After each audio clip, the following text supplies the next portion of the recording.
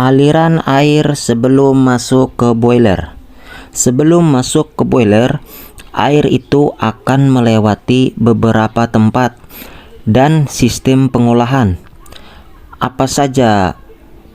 Silahkan simak video ini sampai selesai.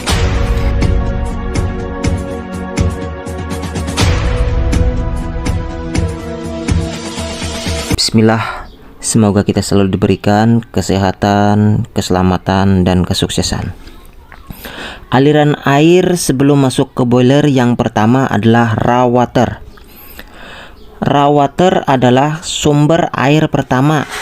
Biasanya diambil dari aliran sungai, aliran anak sungai.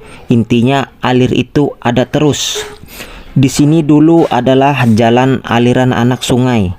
Lalu dibuat kolam, tetapi karena banyak eceng gondoknya, maka dimatikanlah aliran anak sungai itu. Dan kemudian dibuatlah kolam secara langsung yang besar seperti ini.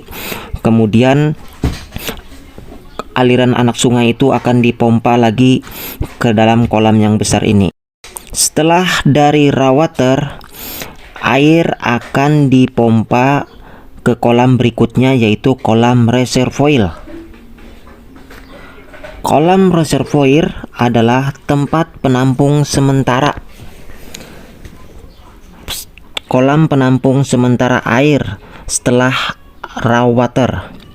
Maksud dari reservoir adalah untuk proses pengendapan sebelum dilakukan pengolahan air, dan juga agar untuk mempermudah menganalisa air oleh pihak lab apabila di dalam kolam.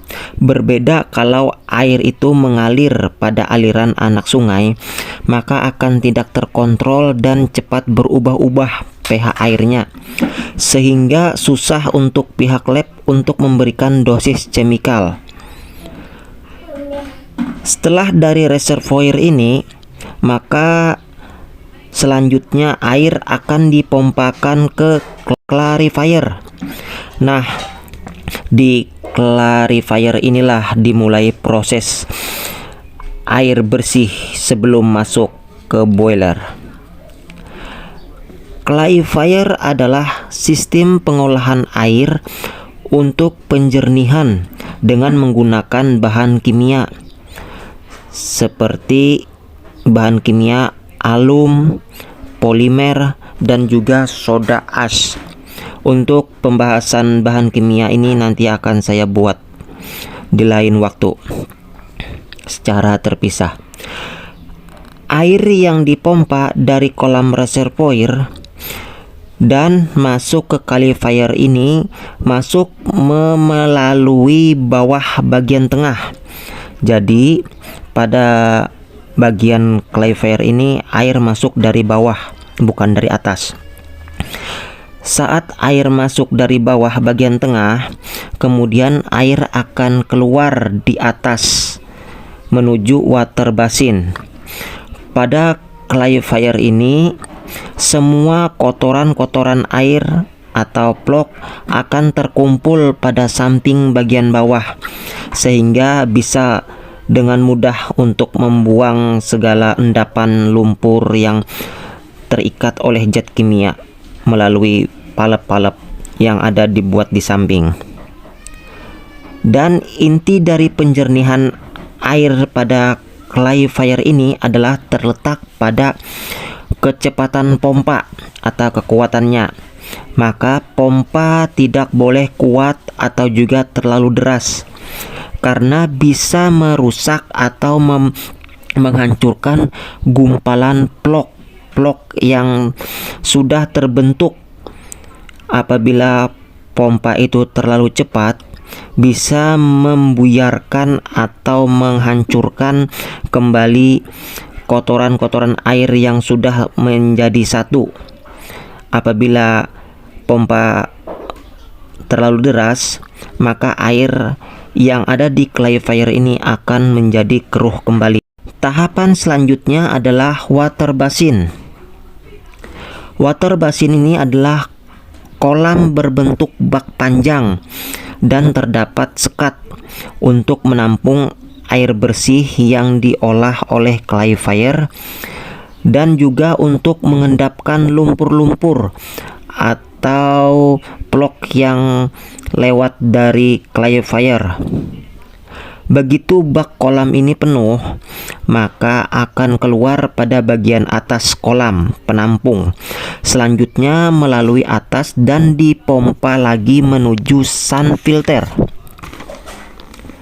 Pada sun filter ini adalah untuk menyaring air menggunakan pasir kuarsa atau biasa yang disebut dengan resin. Air yang ada pada tabung ini akan dibersihkan dari sisa-sisa plok dan lumpur yang masih ikut terikat pada air, sehingga air saat masuk ke dalam sun filter ini akan benar-benar sudah jernih.